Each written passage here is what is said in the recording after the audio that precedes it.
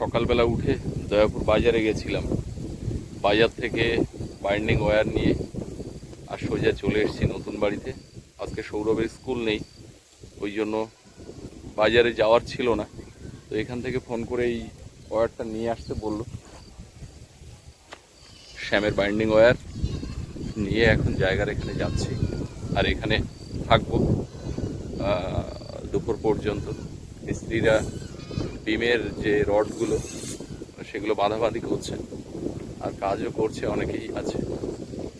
তো সঙ্গে থাকুন আপনারা।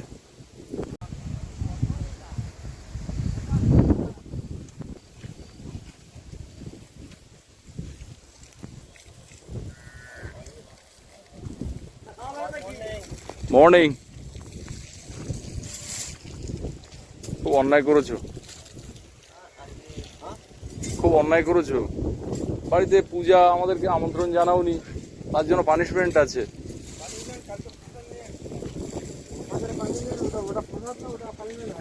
আর একটু বড় কিছু।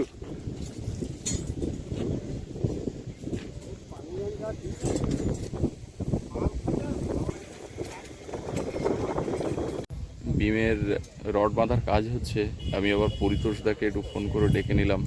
দীর্ঘদিন বাইরে সেন্টারিংয়ের কাজ করতেন উনি, তো বিনা পানি ছিল, ওখান থেকে আবার পরিতোষদা এসছে। প্রতিদিনই এসে দেখে যায় কাজকর্ম কেমন হচ্ছে, কোথাও ভুলচুক কিছু হলে ধরিয়েও দেয়। যে মিস্ত্রি কাজ করছে তার সঙ্গেই পরিতোষদাও কাজ করতো আমাদের বিনা পানিতে বাড়ি। দাদা এলো এই মাত্র। পরিতোষদা, তুমি একটু দেখে শুনে কোথায় কি ভুলচুক আছে এগুলো বলবে মিস্ত্রিদের। হ্যাঁ,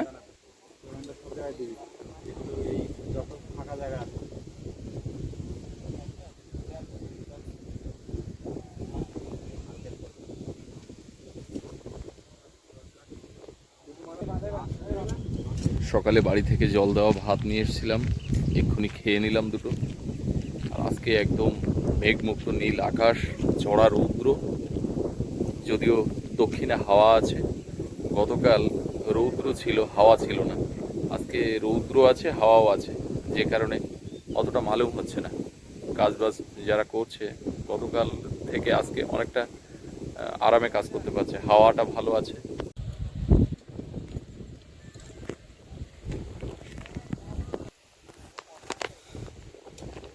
এখানে যে বিম বাঁধা হয়েছে, এখানে নিচে 3টে 16, আর এই টপে 2টো 16, আর এই যে L/4 দেওয়া হবে 16। এই যে বিম বাঁধা হয়েছে, এখানে বটমে 3টে 16 দেওয়া হয়েছে, আর টপে 2টো 16, আর L/4 একটা 16 দেওয়া হবে। আর এই নিচে এক্সট্রা আর রড দেওয়া হবে। আপাতত এইভাবে ক্যালকুলেশন করা হয়েছে। এদিকে কিছুটা জায়গা এই পিসিসি বাকি ছিল, সেটার এই মাটি কাটা চলছে। আজকে হয়তো ঢেলে দেওয়া হবে এটা। আর ওদিকে সব রিং বাঁধা চলছে। রিং বাঁধা কমপ্লিট হলে তারপরে এটাকে কাঠ বাঁধা হবে, শাটারিংটা হবে। সেন্টারিংয়ের কাজটা হতে কয়েকদিন সময় লাগবে, তারপরে দেখা যাক কী বার নাগাদ ঢালাইটা পড়ে। এই গ্রেড বিমের ঢালাইটার উপরে নির্ভর করছে আগামী দিনের কাজগুলো কতটা দ্রুত হবে।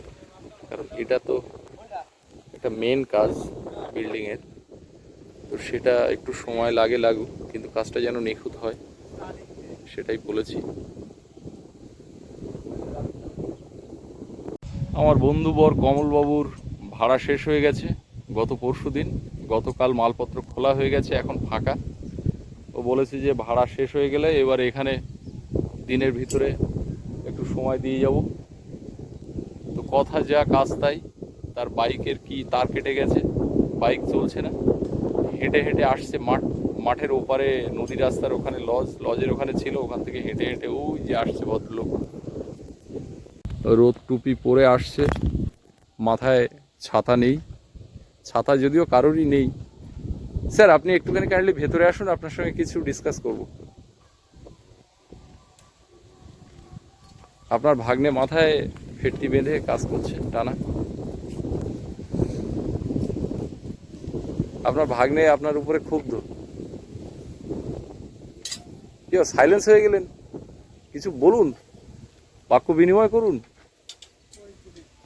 কালকে তোমরা একা একা মেলায় গেছো ভাগ্নেকে না নিয়ে। নিয়াদা, কমলবাবু সাইলেন্স হয়ে গেছে। বলা নিলে কিন্তু আর কেউ বলতে পারবে না। কমলবাবু যদি একবার বলে না, তারপরে আর কোনো গ্যাপ নেই বলা, কেউ বলতে পারবে না। যদি সবার কথাও শুনে নিচ্ছি, শুনতে হয় না। হ্যাঁ, সবসময় বললে সেটাও খারাপ দেখায়।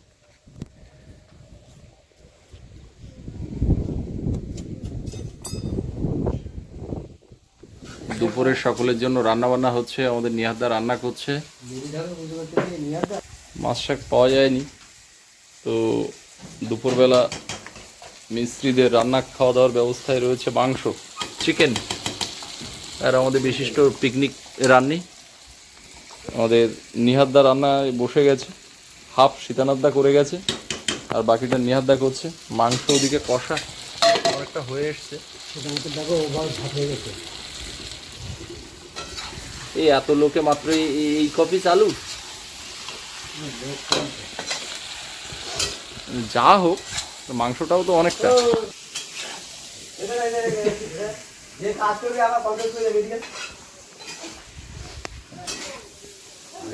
আবার এই 8-এর রড আসলো। এই কোনটা দিলি 8-এর রড? কমান্ডেল এনেছিস?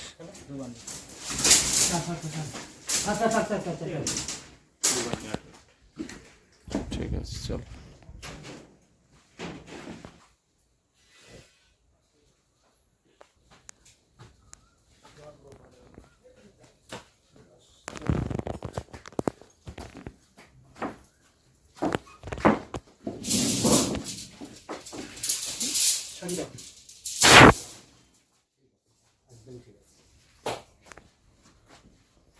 এদিকে রান্নাবান্না কমপ্লিট হয়ে গেছে।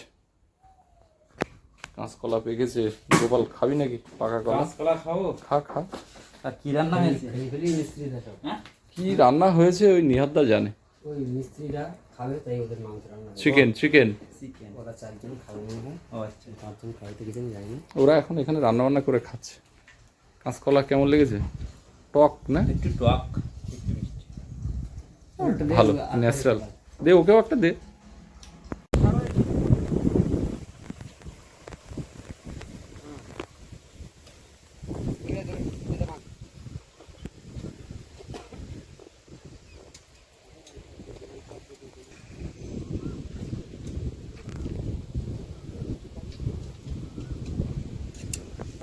এই পোর্শনটা হচ্ছে রান্নাঘর।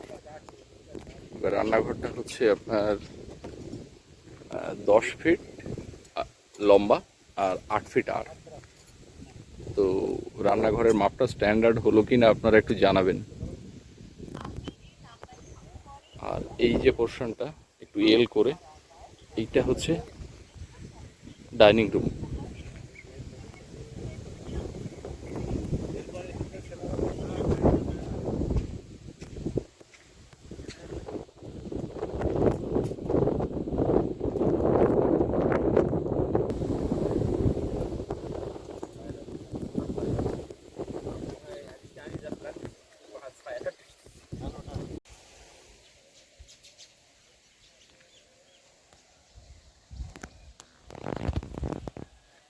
কোমলটা এদিকে এলো, তো আমি আবার হাঁটতে হাঁটতে গেছিলাম ওর সঙ্গে একটু কথা বলতে, এখানে পাশে এক বাড়িতে।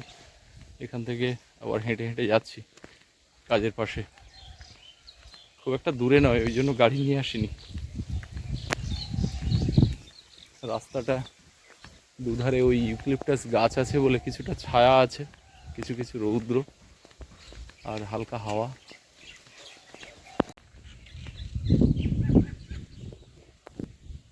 রাস্তার পাশে যেতে যেতে একটা বাড়িতে বারান্দার কানা ধরে রাস্তার দিকে মাধবীলতা ফুটে আছে, দারুণ লাগছে এখানে।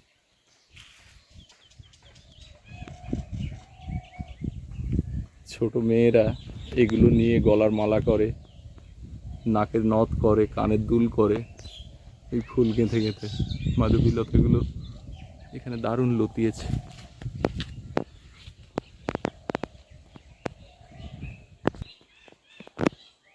সমস্ত শিরীষ গাছে ফুল ফুটেছে এখন, পাশাপাশি দুটো তাল। রাস্তার বাঁ দিক দিয়ে, মাঠের মাঝখান দিয়ে এই যে ট্রাক্টর ট্রলিগুলো গিয়ে গিয়ে এখান থেকে একটা লিক হয়ে গেছে, সোজা গিয়ে উঠেছে কমলের লজের সোজা নদী বাঁধের গায়ে।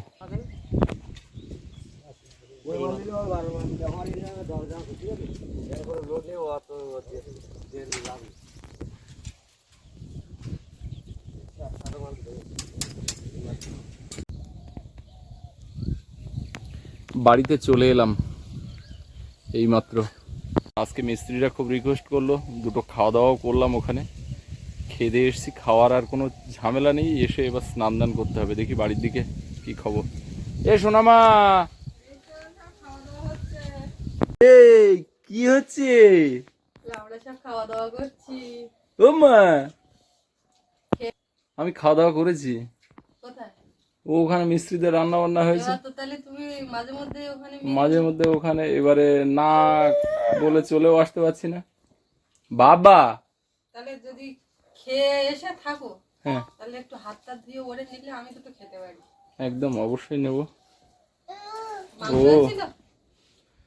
হ্যাঁ মাংস, না মাংস হয়নি, সয়াবিন।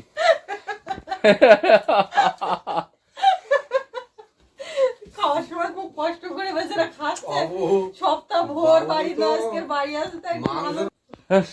ওখানে মাংস হয়নি, সয়াবিন রান্না হয়েছে। মাংস তো কালকে হলো। মিস্ত্রিদের ওসব করার সময় আছে, এটা বুঝতে হয় না। আয় যা।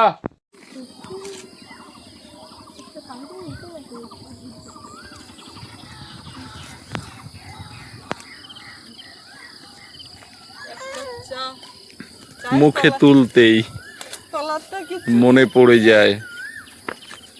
আমার এই হাত দিয়ে দিলাম, আমি ধরবো কোন হাত দিয়ে? ওই সেই খাচ্ছিলাম, খাওয়ার পরে সোনামাকে নিয়ে একটু শুলাম, ও ঘুমিয়েছে। এবার আমি ভাবছি ও ঘুমিয়ে আছে, আস্তে আস্তে উঠি, এখানে ধনে টনেগুলো একটু ঝাড়বো, গোছাবো। এবার ওর বাবা বলছে আমি বেরিয়ে যাবো, তো একটু মাথা যন্ত্রণা করছে, এক কাপ চা হলে ভালো হয়। চাটা বসিয়েছি, অমনি উঠে পড়েছে।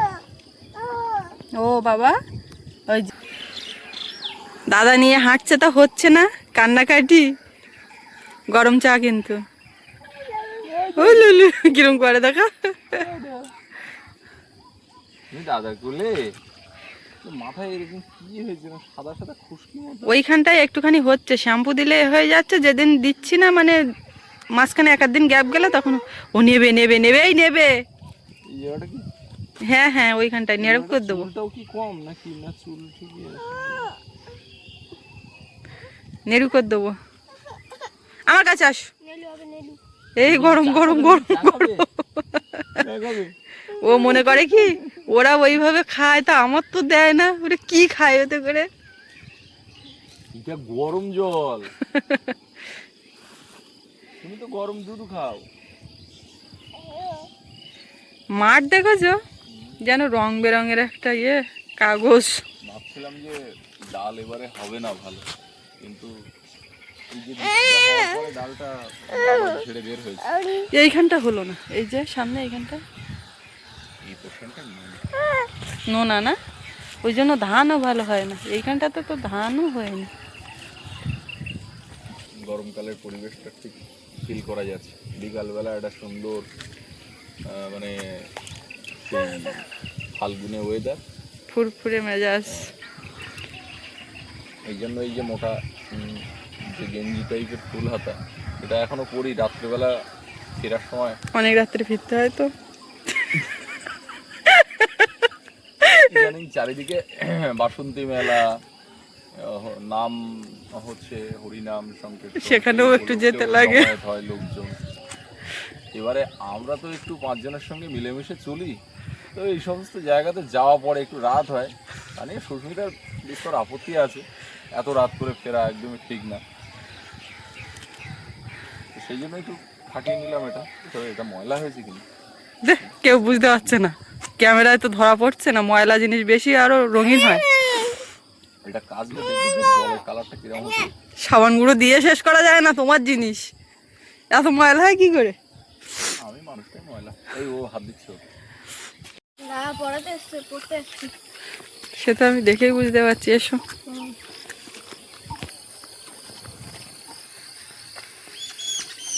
একটা ঘুঘু গেল, তো বলছে এই যা, এই যা, ক্যামেরা অন করলে না ওর সেই রিয়াকশন গুলো থাকে না, যা না।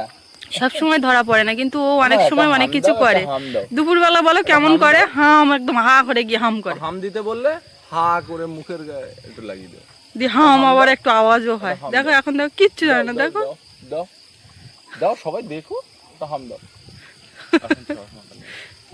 ওইটা করে ও এটা হাম ঠিকঠাক দাও, করে। হাম দাও, চশমা দেবো, হাম দাও, দাও দাও। ওইটা বোঝার মতো নে হয়নি যে এটা দিলে ওটা করবো। ও মা, বাহ, ও বাবা, মা বাবাকে ভালো চিনে গেছে। বলতে বললে ও তখনও দুপুরবেলা কেমন পাখির মতো বকবক করে। ও মা, আর এখন দেখো তুমি বলো ঘাড়ে পড়ো, দেখো পড়ছে নাকি। আমার তো কি সুন্দর। ঘাড়ে পড়ো, তো একটু ঘাড়ে পড়ো, ঘাড়ে পড়ো, একটু ঘাড়ে পড়ো। কোনো কথা এখন নিচ্ছি না। ঘাড়ে পড়ো, বাবার ঘাড়ে পড়ো। কি সুন্দর করে জড়ি ধরে পড়ে যায়, তো কি বলবো। এটা সুনামি। ঠাকুরদা তো হাটে গেছে, তোমার জন্য কি আনতে বলেছো? ফল পাকড়। ফল পাকড়। নাও তুমি ওটা রাখো, দেখে আমি এইসব জিনিসপত্রগুলো একটু গুটিয়ে নিই, আবার তো চলে যায়। তোমার মুখের ওইটা দেখা যাচ্ছে, যাবে তো। এইটা। এই কাজকর্মের মধ্যে এত ব্যস্ততা চলছে, তো তার ভিতরে শরীরের কি হচ্ছে দেখার সময় নেই। নিজেদের দেখার সময় নেই, আর আমার দেখতে এখানে পেলে কিন্তু কাউকে একটা বলারও ইয়ে নেই। এখানে একটা ফোঁড়া হয়েছিল, প্রথমে যে। ভাবলাম বোধহয় ব্রণ। ওই যে তারপরে অল্প উঁচু উঁচু আস্তে বোঝা আস্তে- যাচ্ছে। আস্তে আস্তে মনে হলো যে না, এটা অনেকটা বড় হচ্ছে। তারপর সবাই বললো কি তো ফোঁড়া হয়েছে। আমি বললাম, ও আচ্ছা ফোঁড়া হয়েছে, যদিও কোনো ব্যথা যন্ত্রণা বিশেষ নেই। তা একটু গতকাল চাপ দিলাম, কিছুটা বেরিয়ে গেল, মানে ফোঁড়াতে যেটা হয় আর কি। তারপরে এখনও দেখছি ফুলে আছে, শক্ত হয়ে আছে, কোনো ওষুধপত্র দিইনি, নর্মালি এসছে, নর্মালি বেরিয়ে যাবে। ও সবার সব কিছু হবে, কিন্তু সেদিকে দেখলে হবে না, কাজটাকে গুরুত্ব দিতে হবে, কাজটাকে এগিয়ে নিয়ে যেতে হবে। তবে আমাদের বড়দের কিছু হলে সেটা গুরুত্ব না দিলেও চলবে, কিন্তু ওখানে বসছিস কেন? ও বাড়ির দিকে আয়। কে গো? ওই কচি বুড়ি। ও, বস, আরেকটা বাড়ি এসে। জিনিস, সৌরভ বা সোনামা বাজার করে দুজনেই উপরওয়ালার কৃপায় ওরা দুই ভাই বোনে বেশ ভালো আছে, সুস্থ আছে, এটাই আমাদের জন্য অনেক। না এই ব্যস্ত জীবনের মধ্যে এই যে তড়িঘড়ি চলাফেরা, এর মধ্যে যদি বাচ্চা কাচ্চা অসুস্থ হয়ে পড়ে, তা তাই নিয়ে দৌড়দৌড়ি করতে করতে জীবন শেষ। আর এই সময়টা এত চাপ যাচ্ছে, সেই আপ্যায়ন তৈরি হওয়ার সময় যেমন প্রেশার ছিল, সেরকম যেন প্রতি মুহূর্তে একটা টেনশন। এবার মালপত্র নিয়ে আসা, অর্থনৈতিক চাপও রয়েছে, কাজের ওটা চাপ। তো আর আমরা দেখে ভিডিওতে শুনে করা, কখনোই কোনো কালেই বলি না, সমস্যা আমাদের। তো যাই হোক, সব মিলিয়ে মিশিয়ে একটা প্রচন্ড চাপের ভিতরে দিনগুলো কাটছে।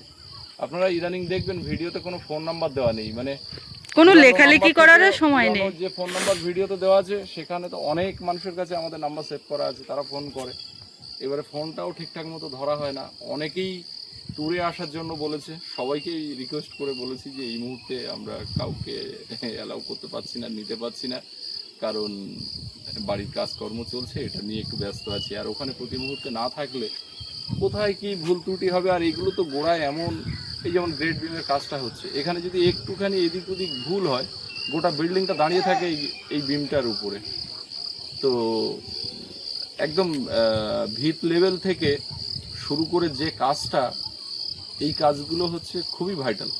যখন আপনার ব্রিক ওয়ার্ক যখন হবে, ইটের গাঁথনি যখন হবে, তখন একটু এদিক ওদিক কিছু কংক্রিটের কাজগুলো হবে, এইগুলো দেখে শুনে নেওয়ার ব্যাপার। কারণ এই ফ্রেম স্ট্রাকচার বাড়িগুলোতে কলম, বিম, এর রডের ক্যালকুলেশন, এইগুলো সঠিকভাবে হওয়া দরকার।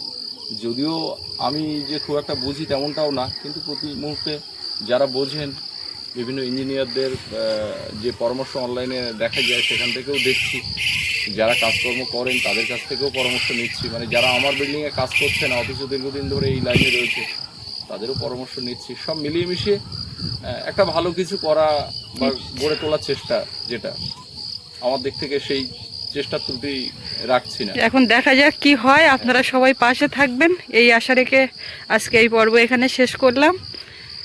দেখা হচ্ছে আগামীকাল। উড়ে সেই মুখটা দেখো, মুখটা দেখো, ও দুষ্টু।